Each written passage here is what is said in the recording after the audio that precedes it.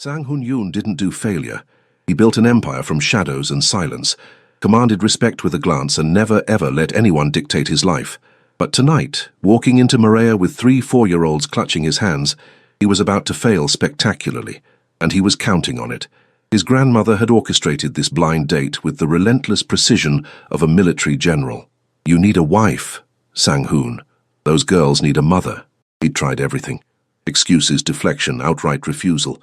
Nothing worked. So he decided on nuclear option. Bring the girls. No woman would stay once she saw he came with a package deal. Hae-won tugged his hand. "Appa, why are we dressed fancy?" Yoona pressed closer to his leg, overwhelmed by the restaurant's elegance. Yoon-ji pointed at the chandeliers. "Pretty lights." His chest tightened. They deserved better than this circus. But one awkward dinner would buy him 6 months of peace from his family. Then he saw her. Across the restaurant, a woman in a simple navy dress stood, scanning the room. Her dark skin glowed under the ambient lighting, her natural curls framing her face. She looked nervous. When her eyes found his and the 3 small faces beside him, he braced for the inevitable. The polite smile, the manufactured excuse, the quick exit. Instead, she walked straight toward them and smiled. Not the tight, uncomfortable smile he expected. A real one. Warm. Curious. "Hi," she said, crouching to the girl's eye level. "I'm Sana. And who are these beautiful princesses?" For the first time in years, Sang Hun-yoon had absolutely no idea what to do. Sana Mitchell had learned early that life rarely went according to plan. Growing up in Brooklyn, working 2 jobs through nursing school, watching her mother stretch every dollar, she understood that survival meant adaptability. But tonight felt different. Tonight felt like possibility. The dating app profile had been sparse. Sang-hoon, 36, business owner, father. The photos showed a strikingly handsome Korean man with intense eyes and sharp features. No smile. Something in his expression suggested walls built high and thick. She'd almost swiped left, but then she'd noticed the background of one photo, a child's drawing taped to what looked like a home office wall. A father who displayed his daughter's art. That detail made her swipe right. What she hadn't expected was 3 daughters, or that they'd be at the restaurant, or that the man walking toward her reservation table would look like he stepped out of a Korean drama. Tailored black suit, white shirt with the top buttons undone, an intricate tattoo visible on his neck. Power radiated from him like heat. The logical response would be to leave. This was clearly a test, a barrier, a way of saying, "I'm not available." But Sana had spent her entire nursing career reading people, understanding what they needed even when they couldn't articulate it. And these little girls, they needed someone to see them, really see them. So she walked forward, crouched down, met their eyes. "I'm Hae-won," the first girl announced, chin lifted with unmistakable authority. "I'm 4.5. That's Yoona, and that's Yoon-ji. We're triplets." "Triplets?" Sana's smile widened. "That's amazing. I bet you 3 are unstoppable together." Yoona's grip on her father's pant leg loosened slightly. Yoon-ji bounced on her toes. "Do you like pancakes?" "Appa makes pancakes on Sundays, but they're always burned on the bottom." Sana laughed, genuine, bright. "The secret is lower heat and patience. Maybe I could show him the trick sometime." She straightened, finally meeting Sang-hoon's gaze directly. Up close, his features were even more striking. High cheekbones, a strong jaw, eyes that assessed her with unnerving intensity. But beneath that scrutiny, she caught something else. Surprise. Maybe even hope. "You're still here." His voice was deep, accented slightly, carrying an edge of disbelief. "Should I not be?" She tilted her head, curious. "Most women leave when they see I come with complications." Sana glanced at the 3 pairs of dark eyes, watching their exchange with keen interest. "These aren't complications. They're blessings." She looked back at him, unwavering. "And I'm not most women." Something shifted in his expression. Just a flicker, but she caught it. The maitre d' appeared, gesturing toward their table. Sang-hoon hesitated for just a moment, then nodded. At the table, the girls climbed into their seats with practiced efficiency, clearly accustomed to fancy restaurants. Hae-won sat beside her father, protective. Yoona chose the seat next to Sana without prompting, her movements tentative but deliberate. Yoon-ji bounced between excitement and distraction. "So," Sana began, opening her menu but keeping her attention on the girls, "what's your favorite thing to do together?" "We watch cartoons," Yunji volunteered immediately, and Appa reads us stories, but he does all the voices wrong. Sang-hoon's jaw tightened almost imperceptibly. I do my best. What stories do you like? Sana asked, leaning forward with genuine interest. Yuna spoke quietly, her voice barely above a whisper. Princess stories, but not the scary ones. Sana nodded seriously. Smart choice. Some of those old fairy tales are actually pretty dark. My mum used to read me stories about African queens and warriors, real women who were brave and strong. Would you like to hear about one? 3 heads bobbed in unison. For the next 15 minutes, Sana wove the tale of Queen Nzinga, who negotiated with Portuguese colonizers and defended her kingdom with strategic brilliance. She made her voice dynamic, bringing the story to life. The girls hung on every word. Sang-hoon watched, his expression unreadable but his attention absolute. When their food arrived, Sana seamlessly helped cut Yuna's chicken without being asked, corrected Yunji's grip on her fork with gentle humor, and listened to Haiwon's detailed explanation of why strawberries were better than blueberries. You're good with them. Sang-hoon's voice was low, meant only for her. I work in pediatrics, she replied, spearing a piece of asparagus. Kids respond to authenticity. They know when you're pretending. And you're not pretending. She met his eyes directly. No, I'm not. The meal continued with surprising ease. Sana learned that Haiwon loved to draw, Yuna preferred books, and Yunji collected rocks from everywhere they went. She discovered that Sang-hoon owned import-export businesses, a vague answer that told her absolutely nothing while telling her everything. The tattoo on his neck, she realized, was a tiger rendered in traditional Korean style, fierce and protective. When dessert arrived, a spectacular chocolate creation, Sana insisted the girls share hers. They giggled as she made airplane noises with the spoon, their earlier reserve completely dissolved. You're not what I expected, Sang-hoon said, as the server cleared their plates. What did you expect? Someone who would run. His honesty was unexpected, disarming. That was the plan, wasn't it?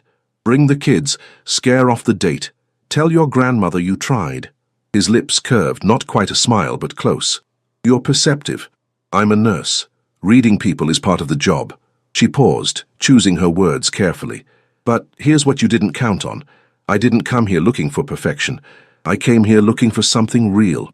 Yuna yawned, leaning against Sana's arm. The gesture was unconscious, trusting. Sana's heart squeezed. We should go, Sang-hoon said, but he didn't move immediately, before they fall asleep at the table. Outside, the November air bit cold. The girls huddled against their father while the valet retrieved his car. Sana pulled her coat tighter, preparing to say goodbye, already mourning the loss of this unexpected connection. Miss Sana. Haiwon looked up at her, expression serious. Will we see you again? Before Sana could answer, Sang-hoon spoke. Would you be interested in seeing us again? The question sounded rusty, like he hadn't asked anything vulnerable in years. Sana looked at the 3 small faces watching her with hope, then at the man who was clearly terrified of what her answer might be. Yes, she said simply. I would. Sang-hoon pulled out his phone, handed it to her. As she entered her number, Yunji tugged her father's sleeve. Appa, can Sana come make pancakes with us? He looked at Sana, something shifting behind his eyes. Sunday, if you're free. I work until 3, but I could come after. We'll wait. The certainty in his voice sent warmth through her chest. As the sleek black SUV pulled away, 3 small hands waved frantically from the back window. Sana waved back, grinning like a fool. She had no idea what she was getting into. She didn't know about the empire he controlled, the dangers that shadowed his world, the secrets that would soon unravel. All she knew was that she'd just met 4 people who made her feel something she hadn't felt in years. Needed. What Sana didn't see was the black sedan that had been parked across the street all evening, or the man inside who had photographed her with the Yoon family, or the message he sent the moment she walked away. Target acquired. The boss has a weakness now. Sunday afternoon sunlight streamed through the floor-to-ceiling windows of Sang-hoon's Tribeca penthouse. Sana stood in the marble foyer, momentarily overwhelmed. The apartment screamed wealth. Minimalist furniture, original art on the walls, a view of the Hudson River that probably cost more than her entire year's salary. Sana! 3 voices shrieked in unison. The girls barreled toward her, hospital scrubs and all, their enthusiasm obliterating her insecurity about not belonging in this space. She crouched, accepting their enthusiastic hugs. Did you 3 grow since Thursday? I swear you're taller. We're the same. Haiwan said seriously, but she was grinning. Appa said you'd come, but Yuna was worried you wouldn't. Yuna flushed, hiding partially behind her sister. Sana reached out, gently tugging one of Yuna's braids. I promised, didn't I? And I always keep my promises. Sang-hoon emerged from what she assumed was the kitchen, barefoot, wearing dark jeans and a simple white t-shirt. Casual looked good on him, dangerously good. The neck tattoo was fully visible now, the tiger seeming to prowl across his skin. You came. Relief colored his words. Did you really think I wouldn't? People say a lot of things they don't mean. The statement carried weight, history. Sana straightened, meeting his gaze evenly. I'm not people. Something flickered across his face. Acknowledgement. Maybe respect. No, you're not. He gestured toward the kitchen. Ready to teach me the secret to non-burned pancakes. The kitchen was a chef's dream, sleek, modern, equipped with appliances that probably required instruction manuals. Ingredients were laid out with military precision. Flour, eggs, milk, butter, vanilla. Measuring cups arranged by size. You're very organized, Sana observed, washing her hands. Control is necessary in my life. He said it matter-of-factly, without elaboration. Cooking requires a different kind of control, she said, pulling her braids into a bun. It's about feel, intuition, flexibility. Recipes are guidelines, not rules. He looked uncomfortable with that concept. Sana smiled, reaching for the mixing bowl. First lesson, cooking is about making mistakes and learning from them. It's supposed to be fun. The girls climbed onto bar stools, watching with rapt attention. Sana handed Yoonji the measuring cup for flour. You want to fill it just to the line, see? Then use the back of a knife to level it off. Flour dusted everywhere as Yoonji enthusiastically complied. Sang-hoon moved to clean it, but Sana caught his wrist. It's just flour. We'll clean later. Right now we're making memories. His skin was warm under her fingers. She released him quickly, focusing back on the task. Yuna, want to crack the eggs? The shy girl nodded, taking an egg with careful reverence. Under Sana's patient guidance, she cracked it perfectly. Her face lit up with pride. I did it! You absolutely did. Sana high-fived her. Hey, Wan, you're in charge of stirring. But here's the secret. You want to mix until it's just combined. Over-mixing makes pancakes tough. Sang-hoon watched the entire process with laser focus, as if committing every movement to memory. When Sana tested the griddle temperature with a drop of water, he moved closer. This is the crucial part, she explained. Medium-low heat, not high. That's where you've been going wrong. High heat burns the outside before the inside cooks. Patience. He said the word like it was foreign. Patience, she confirmed. Watch for bubbles to form on the surface, then flip. One flip only. The first pancake emerged golden. Perfect. The girls cheered. Sang-hoon's expression softened, just barely, but enough. Your turn, Sana said, handing him the ladle. His hand brushed hers as he took it. Their eyes met, held. The kitchen felt suddenly smaller, warmer. Then Yoonji's voice broke the moment. Appa, you have to flip it now. He flipped. The pancake was perfect. The girls erupted in applause. Something in Sang-hoon's posture shifted. Pride, maybe, or relief at doing something right for them. They made a mountain of pancakes, the girls helping with increasingly chaotic enthusiasm. Flour covered every surface. Batter splattered the counter. The kitchen looked like a disaster zone. Sang-hoon, who clearly valued order and control, didn't say a word about the mess. He was too busy watching his daughters laugh. At the dining table, a massive piece of reclaimed wood that could seat 12, they ate their creations. The girls chatted constantly, telling Sana about their preschool, their favorite cartoons, their ongoing debate about whether cats or dogs were superior pets. Do you have any brothers or sisters? Haewon asked, syrup coating her chin. No, it's just me and my mom. She raised me by herself. Sana wiped Haewon's face with a napkin. She worked 3 jobs to make sure I could go to nursing school. That's a lot of jobs, Yoonji said, eyes wide. It is, but she did it because she loved me and wanted me to have opportunities she didn't have. Sana caught Sang-hoon watching her intently. Family sacrifices for each other. That's what love looks like. Yuna's small voice broke the comfortable silence. Our mommy died when we were born. The air shifted. Sang-hoon's jaw tightened. Sana set down her fork carefully, giving the moment the weight it deserved. I'm so sorry, sweetie. That must be very hard. We don't remember her, Haewon added matter-of-factly. Appa has pictures, but they make him sad, so we don't ask to see them much. Sana's heart cracked. She looked at Sang-hoon, saw the pain he worked so hard to conceal. A man raising 3 daughters alone, carrying grief he couldn't fully express, building walls to protect himself from more loss. "Your mother must have loved you very much," Sana said gently. "And your father loves you enough for 2 parents, I can see that." Sang-hoon's eyes met hers across the table. In them she saw gratitude, vulnerability, warning, as if he was saying, "This is what you're walking into: grief, complexity, baggage." She held his gaze steadily. "I'm not running." After breakfast, the girls dragged Sana to their playroom, a wonderland of toys, art supplies, and books. While they drew pictures of Sana as a princess, she and Sang-hoon cleaned the kitchen in comfortable silence. "You're good at this," he said, washing a mixing bowl. "Dishes? Being with them, talking to them. They've had a lot of nannies, good women, competent, but none of them connected with my daughters like you do." Sana dried a plate, considering her words. "Kids know authenticity. They can sense when someone sees them as a job versus seeing them as people.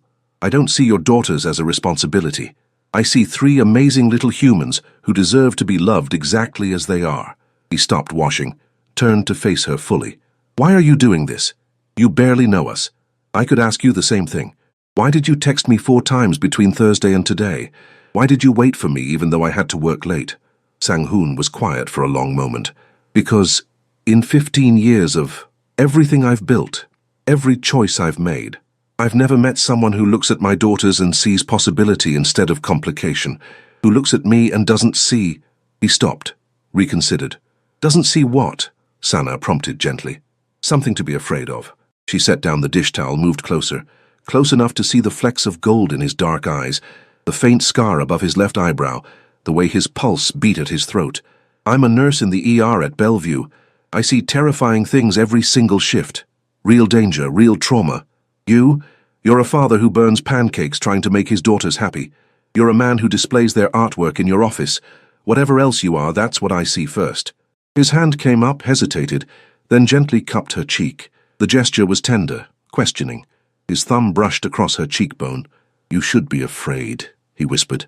"I'm not a good man, Sana. Maybe not, but you're a good father. And right now, that's what matters." They stood there, caught in a moment that felt both inevitable and terrifying. Then Yunji's voice rang out from the playroom. "Sana, come see. You're wearing a crown." Sang-hoon stepped back, the spell broken. But something had shifted between them, a door opening, walls cracking. When Sana finally left hours later, the girls refused to let go until she promised to come back. Sang-hoon walked her to the elevator, his daughters watching from the doorway. "I need to tell you something," he said as the elevator approached. "My life is complicated. There are things about my work, my family, my world that might make you want to run. Then tell me." "Not yet." His jaw tightened. "Not until I know you won't disappear." The elevator dinged. Sana stepped inside, turned to face him. "Sang-hoon?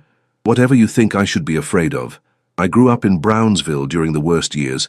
My mum worked night shifts in neighborhoods where gunshots were the soundtrack. I'm not fragile and I don't scare easy." The doors began to close. His hand shot out, stopping them. "Thursday, dinner. Just us. I'll tell you everything." "Okay." He released the door. As she descended, Sana pressed her hand to her chest, feeling her heart race.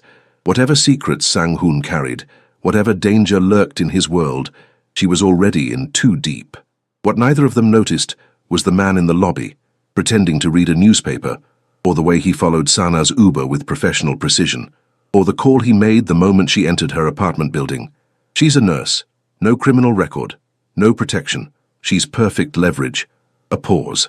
"Yes, sir." "The moment you give the word." Thursday evening found Sana standing outside an unmarked restaurant in Koreatown, checking the address Sang-hoon had sent 3 times. No sign. No menu in the window. Just a heavy wooden door and an intercom. She pressed the button. A voice responded in Korean.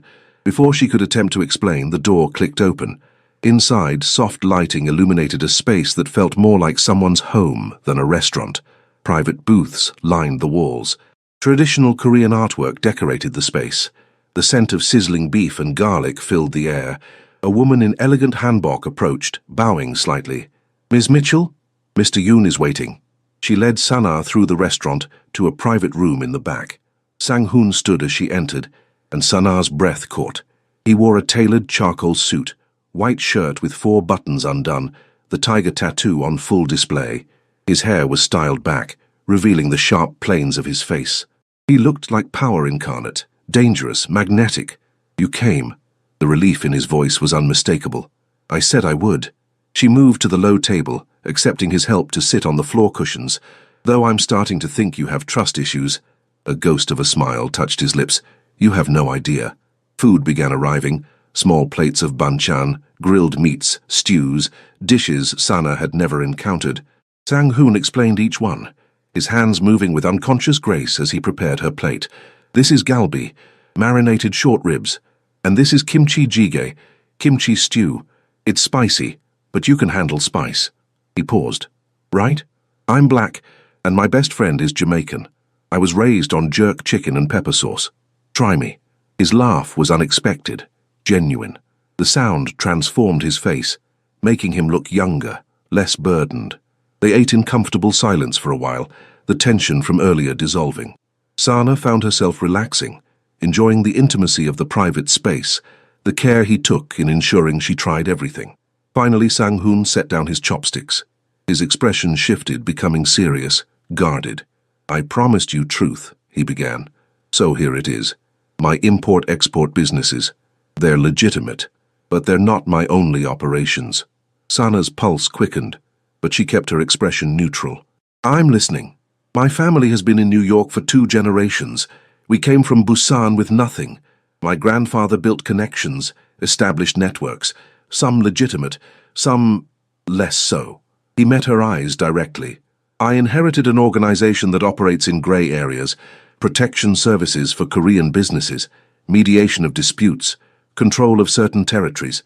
Sana processed this carefully. "You're telling me you're in the mafia." "We don't use that word. But yes, I control Korean organized crime operations in the tri-state area. No hesitation, no sugarcoating." She should have been shocked, horrified. Instead, she found herself oddly calm, maybe because she'd suspected something wasn't quite legal, maybe because the danger she'd sensed in him now had context. "Are you involved in drugs, human trafficking?" Her voice was steady. "No." The answer was immediate, emphatic. "Never. Those are lines I won't cross. My operations focus on gambling, protection, loan services, and controlling distribution channels for certain goods. I keep violence to a minimum. I don't involve civilians. But there is violence. Yes." He didn't look away. "When necessary. To protect my people. To maintain order. To keep worse organizations from gaining power." Sana absorbed this, her mind racing. "Why are you telling me this now?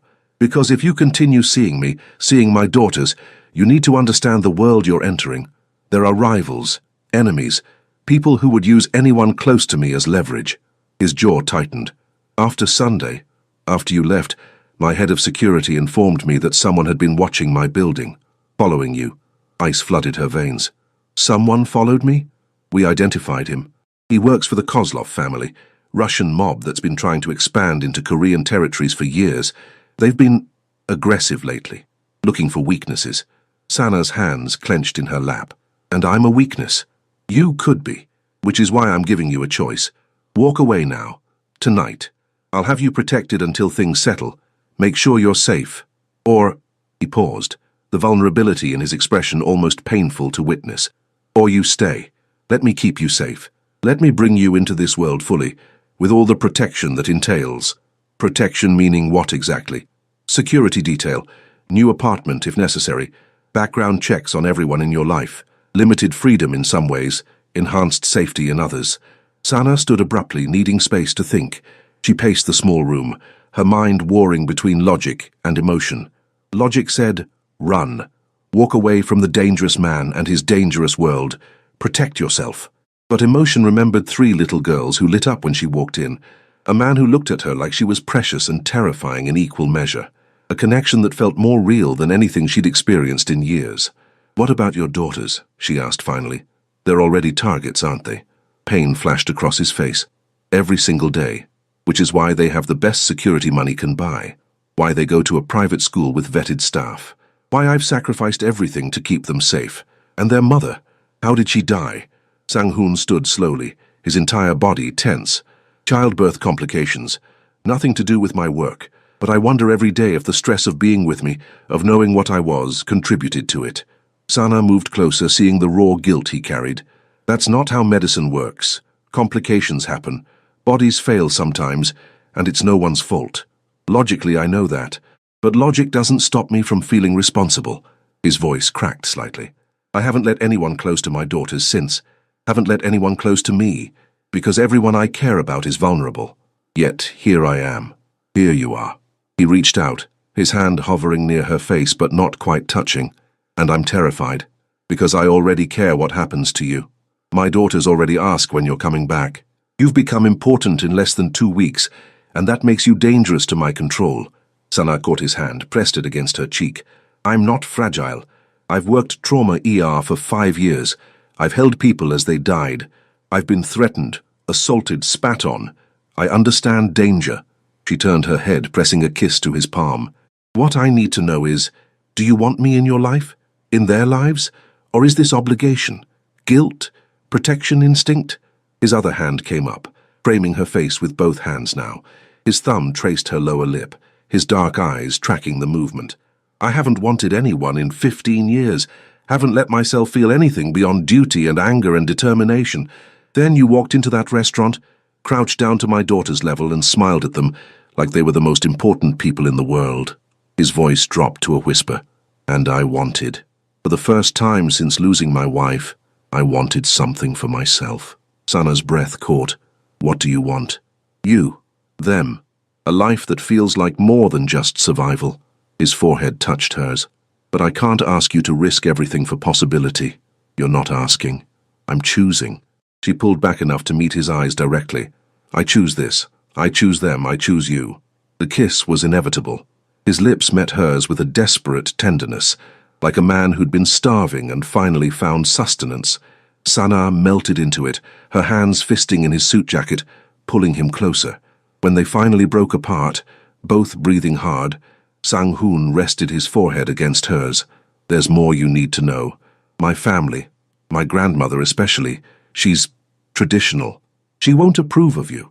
Because I'm black, yes. And because you're not Korean. Not connected to the organization. An outsider. He looked pained. She'll make things difficult. Sana straightened her shoulders. I've dealt with racism my entire life. In school, in nursing school, at work. From patients, from other staff. I'm not naive about what I'm walking into. She cupped his jaw. But I'm not backing down either. Those girls deserve happiness. You deserve happiness. And if your family can't see that, that's their loss. Sang-hoon pulled her close, burying his face in her braids. You're extraordinary. I'm stubborn. There's a difference. They spent the rest of the evening talking, really talking. He told her about his childhood in Flushing, learning the family business, the weight of expectations.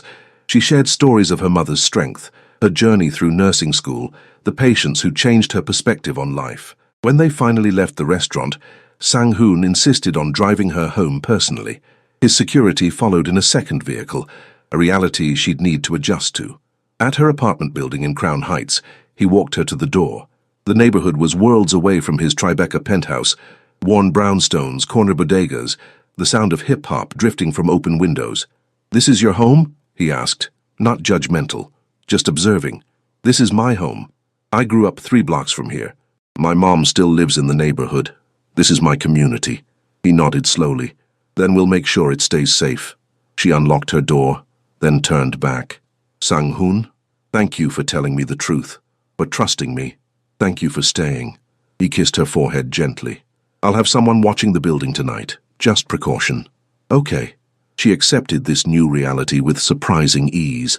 Inside her studio apartment, Sana leaned against the door, processing everything. She'd just committed to a relationship with a crime lord. She was being followed by rival gangs. She'd need security protection. By all logic, she should be terrified. Instead, she felt oddly certain, like every choice in her life had led to this moment. Her phone buzzed. A text from Sang-hoon. The girls want to know if you'll come to their dance recital Saturday. Front row seats, naturally. Sana smiled, typing back, I wouldn't miss it for anything. 3 blocks away, in a black sedan, a man raised his camera and photographed her illuminated window. He sent the image with a simple message. She knows what he is, and she stayed. This changes the game. Saturday morning, Sana stood in the wings of a small theater in Manhattan, watching 3 tiny ballerinas in pink tutus nervously await their cue. Haiwon stood at attention, Yuna fidgeted with her hair, and Yoonji waved enthusiastically at every adult who passed. Sang-hoon materialized beside her, his presence commanding even in the chaos of excited 4-year-olds. "You came early. The girls asked me to help with their hair." She gestured to the elaborate buns she'd constructed, complete with tiny tiaras. "Besides, I wanted to see them before the performance. First recital energy is real." His hand found hers, fingers intertwining. The casual intimacy of the gesture sent warmth through her chest. In the 5 days since their dinner, they'd texted constantly, talked on the phone for hours, but this, standing together, watching his daughters, feeling like a unit, this felt significant. "My grandmother is here," he said quietly. "Front row." She insisted on attending. Sana's stomach tightened. "Does she know about me? She knows you exist. She doesn't know how important you've become." His jaw tensed. "She'll try to intimidate you. It's her way. Good thing I don't intimidate easily." Sana squeezed his hand, then released it as the stage manager called for dancers to take their positions. The girls spotted her. "Sana!" they chorused, rushing over despite their teacher's protests. "You look beautiful," Sana said, crouching to their level. "Are you excited?" "I'm scared," Yuna whispered, gripping Sana's hand. "What if I forget the steps?" Sana cupped her face gently. "Then you make up new ones. Dance is about feeling the music, not perfection. And you know what? Your Appa and I will be right there in the front row cheering for you no matter what, okay?" Yuna nodded, her anxiety visibly easing. Haiwon tugged Sana's sleeve. "Is Halmione being nice to you?" The question was telling. These girls already knew their great-grandmother could be difficult. "I haven't met her yet, hey, but don't worry about grown-up stuff. Today is your day to shine." The stage manager herded the dancers toward the stage entrance. Sana straightened, feeling Sang-hoon's presence behind her like a shield. "She already loves you," he murmured, watching Haiwon's protective question register. "They're easy to love." In the auditorium, Sang-hoon led her to the front row. An elderly Korean woman sat center, her posture impeccable, her expression carved from stone. She wore traditional hanbok in deep burgundy, her silver hair pulled into an elegant bun. Despite her age, power radiated from her. Sang-hoon spoke in Korean, gesturing to Sana. The woman's eyes, sharp, assessing, swept over Sana from head to toe. Then she responded in English, her accent thick but her words precise. "So, you are the nurse." Not a question, an assessment. Sana bowed slightly, remembering the cultural respect protocols Sang-hoon had mentioned. "Yes, Halmione. I'm Sana Mitchell. It's an honor to meet you. You speak no Korean?" "Not yet, but I'm willing to learn." The woman's lips thinned. Willing. Many things require more than willingness. She switched to Korean, speaking rapidly to Sang-hoon. He responded, his tone respectful but firm. The lights dimmed. Conversation ceased, but Sana felt the tension radiating from the woman beside her, a silent war being waged. Then the music started and 3 little girls twirled onto the stage. All other concerns evaporated. Sana watched, her heart swelling, as Haiwon executed each move with fierce concentration. Yuna danced with surprising confidence, and Yoonji added creative flourishes that weren't in the choreography, but somehow worked. When Yuna spotted them in the audience, her face lit up. She waved, definitely not part of the routine, and nearly missed her next step. Sana pressed her hand to her mouth, laughing silently. Beside her, Sang-hoon's entire posture had softened, his eyes glued to his daughters. Even his grandmother's stern expression cracked slightly, pride seeping through. After the performance, backstage became a madhouse of excited children and proud parents. The girls barreled toward their family, and Sana braced for impact as all 3 launched themselves at her simultaneously. "Did you see? Did you see?" Yoonji bounced with uncontained energy. "You were all magnificent, absolute stars." Sana hugged each of them, her voice thick with genuine emotion. Sang-hoon's grandmother watched this interaction with an unreadable expression. When the girls finally released Sana and ran to show their great-grandmother their flowers, the elderly woman spoke again. "They like you," stated as fact, not approval. "I like them. They're remarkable children. Because their father raised them well, alone, without outside interference." Sana recognized the barb for what it was. You're right. Sang-hoon has done an incredible job, but even the strongest people need support, need partnership, need love. The woman's eyes sharpened. You speak of love? You know my grandson 2 weeks. You know nothing of our world, our responsibilities, our dangers. You're right. I don't know everything, but I know those 3 girls deserve every ounce of love the world can give them, and I know your grandson carries burdens that would break most people. Sana met the woman's gaze steadily. I'm not trying to replace anyone. I'm not trying to change your family. I just want to be there for them, support them, love them. Love. The woman said it like a weapon. Love makes us weak, makes us vulnerable. In our world, vulnerability kills. Maybe. Or maybe love makes us stronger, gives us something worth fighting for. Sana refused to back down. Those girls need more than protection and duty. They need warmth, joy, the freedom to be children. Something flickered in the woman's expression. Not approval exactly, but perhaps grudging respect. You have courage. Foolish courage. Better than no courage at all. Sang-hoon approached, sensing the tension.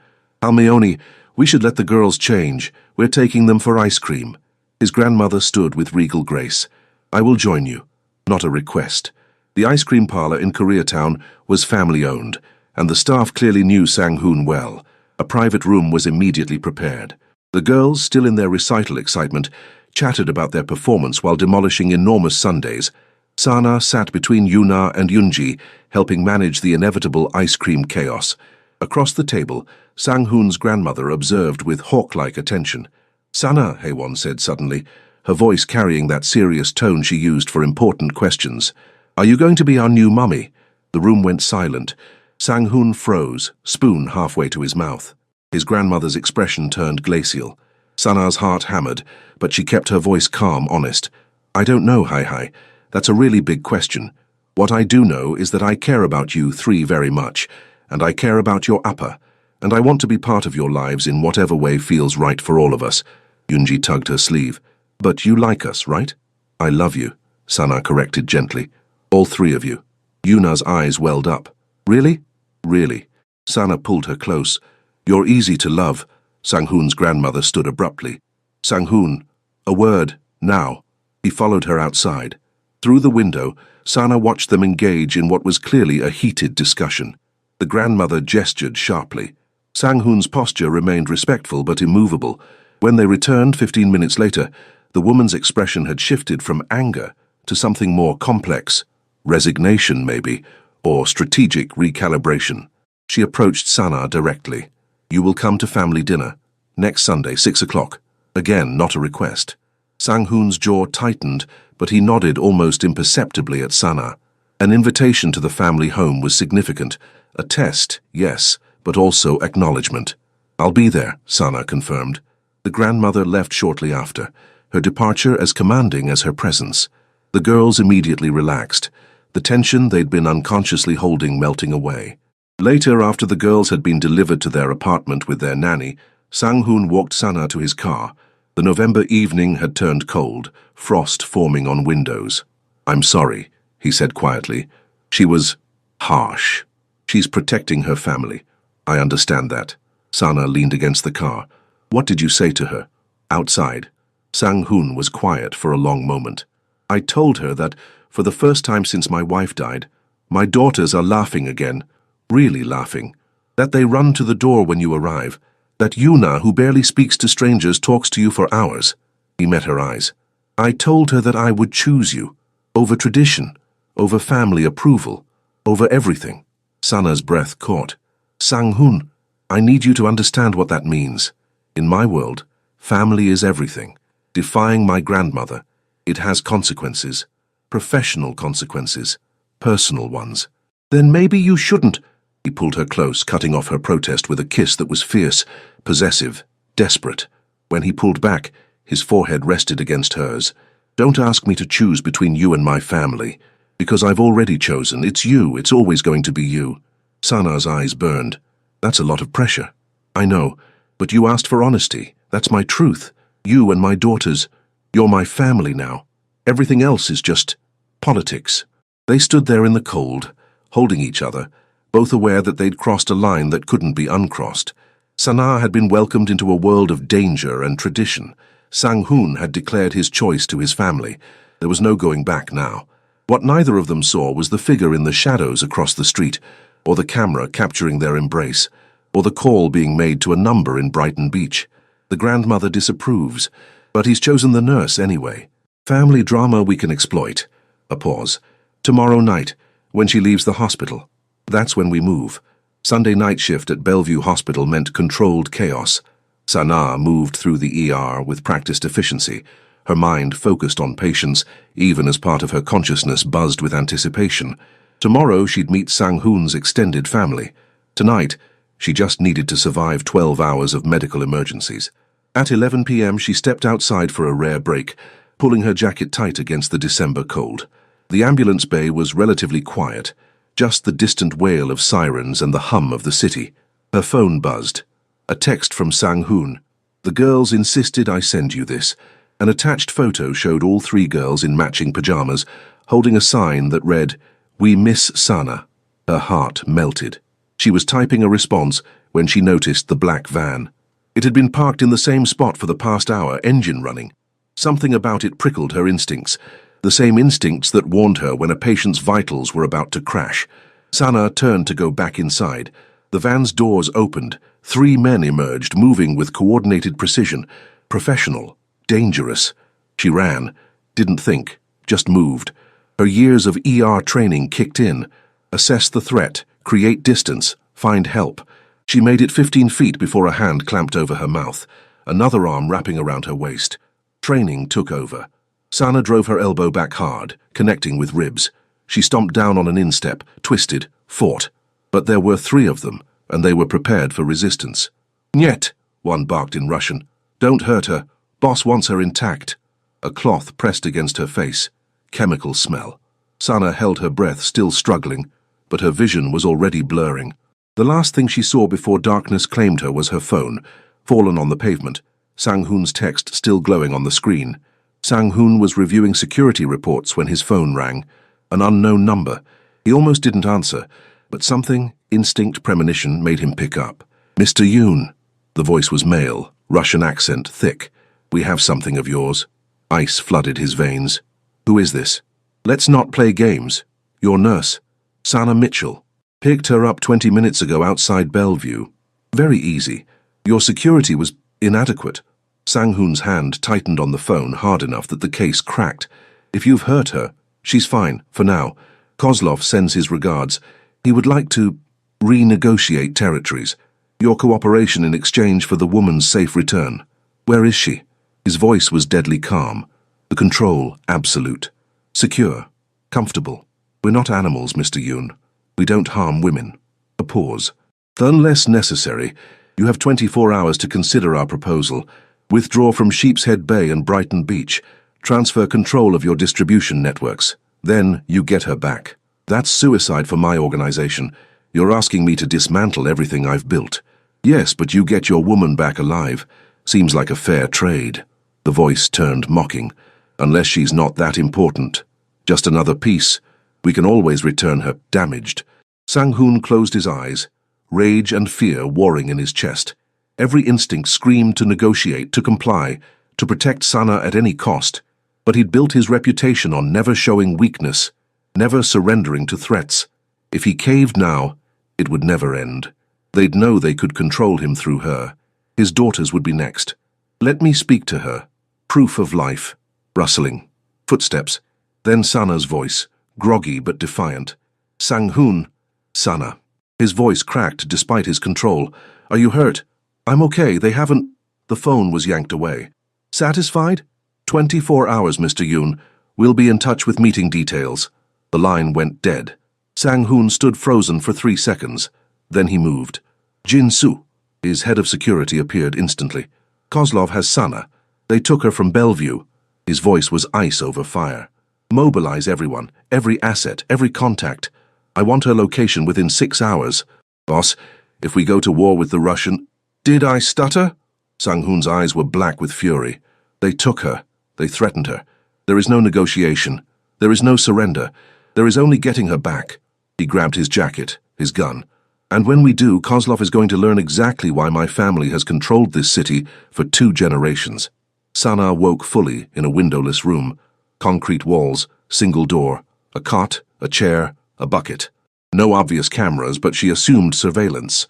Her nursing training kicked in. Assess the situation, evaluate resources, create options. She wasn't restrained. That was good. The door had a deadbolt. Bad. She had no phone, no way to communicate. Very bad. But she was alive, unharmed, which meant they wanted something from Sang-hoon, which meant she had value as a bargaining chip. The door opened. A man entered. Tall, broad, tattooed. Not the ones who'd grabbed her. This one wore expensive clothes, carried himself with authority. "Miss Mitchell, I am Dmitri Kozlov." His English was accented but perfect. "I apologize for the dramatic introduction, but your boyfriend left me few options." Sana stood, refusing to show fear. "He's not my boyfriend, and kidnapping is a federal offense." Kozlov laughed. "You think police matter in our world? You think laws apply?" He pulled out a chair, gestured for her to sit. She remained standing. "Stubborn. I respect that. You're tougher than the last one." "Last one?" Yoon's wife. She was softer, broke easily. He said it casually, like discussing the weather. Horror crashed through Sana. "You killed her?" "Not personally, but her death was convenient for my organization. Weakened Yoon, made him vulnerable." Kozlov leaned forward. "You, though, you're different. Stronger. Maybe you'll survive this."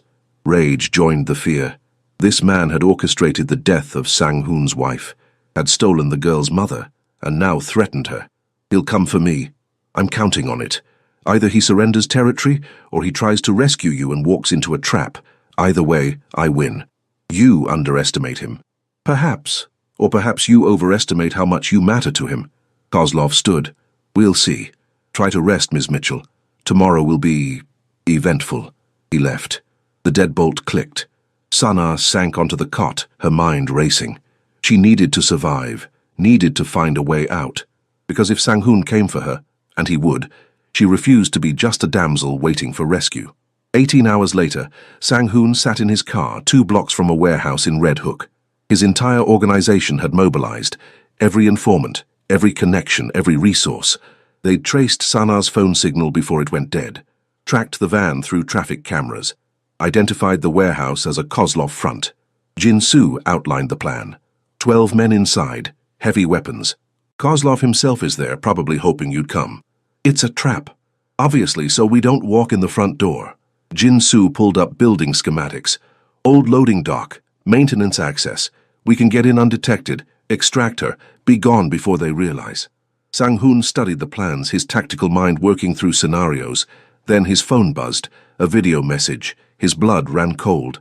Sana, tied to a chair. Kozlov beside her, gun pressed to her temple. "Mr. Yoon, time's up. Front door. Alone. Or I decorate the walls with her brain." Sana's eyes met the camera.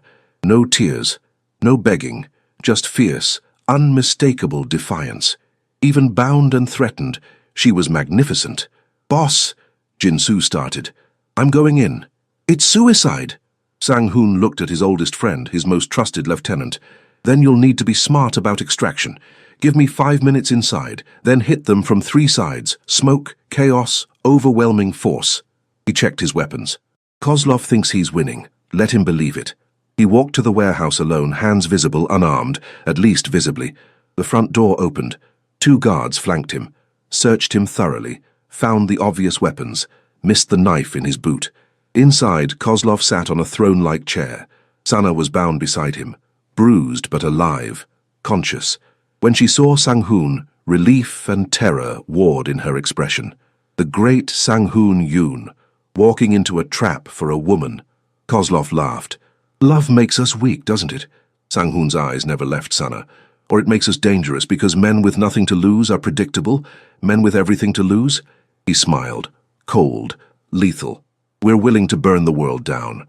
Brave words from a man surrounded by my guns. "Your guns, my city. Your warehouse surrounded by my people." Sang-hoon checked his watch. 3 minutes ago, your supply lines were cut. 2 minutes ago, your lieutenants were arrested. We have connections you don't. 1 minute ago, your accounts were frozen." Kozlov's confidence flickered.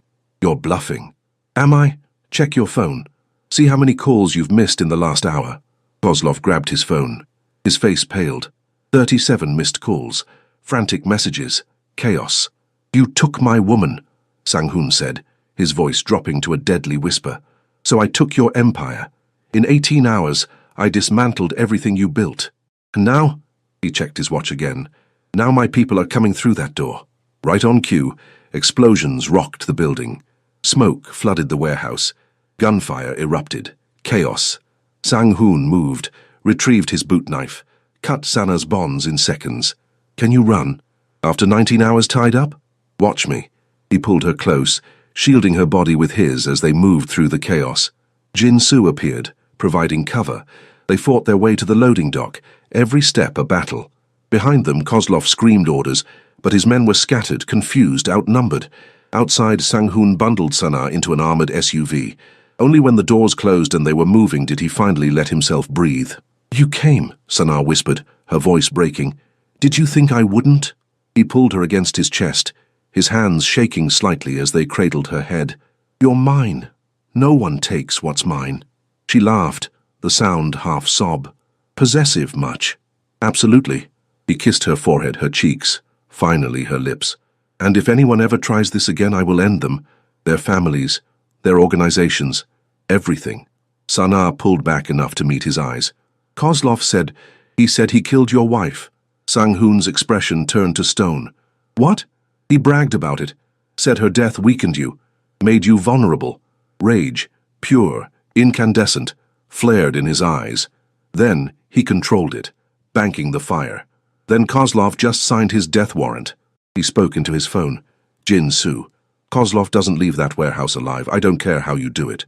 20 minutes later, at his penthouse, Sang-hoon personally checked every inch of Sana for injuries. The bruises on her wrists from the restraints made him curse in Korean. He treated each one with clinical precision, his hands gentle despite the fury radiating from him. I should never have let you go to work. Should have insisted on closer protection. This isn't your fault. It's exactly my fault. You're in danger because of me, because I was selfish enough to want you in my life despite knowing the risks. Sana grabbed his hands, forcing him to stop fidgeting with bandages. Sang-hoon, look at me. When he did, she saw the guilt eating him alive. I chose this. I chose you. I chose them. And I'd choose it again. You could have died. But I didn't. Because you came for me. Because you're brilliant and terrifying and exactly as dangerous as you need to be to keep us safe. She cupped his face. I'm not going anywhere. Understand? She's not going anywhere. The callback to the title wasn't lost on him. Sang-hoon pulled her close, burying his face in her neck. I love you. I shouldn't. It's too fast, too dangerous, too everything, but I do. Sana's breath caught. Say it again. He pulled back, meeting her eyes with absolute certainty. I love you, Sana Mitchell. You and my daughters are my world now. Everything else is just noise. I love you too. She kissed him, pouring every ounce of emotion into it. All of you. The good, the dangerous, the complicated. The next morning, 3 little girls burst into their father's bedroom and found Sana asleep beside him, safe and whole. Their shrieks of joy woke the entire floor. And in a warehouse in Red Hook, Kozlov's body was discovered. The message was clear. No one threatens Yoon's family and lives. The Yoon family estate in Westchester was transformed for the occasion. Cherry blossoms, imported and encouraged to bloom early, decorated every surface. Traditional Korean lanterns hung alongside string lights. 2 cultures merged seamlessly. Sana stood in the bridal suite, her mother adjusting the hanbok-inspired wedding dress they'd designed together. White silk with African kente cloth accents at the hem and sleeves. Traditional and revolutionary all at once. You sure about this, baby? Her mother's voice was gentle. It's not too late to run. Sana laughed.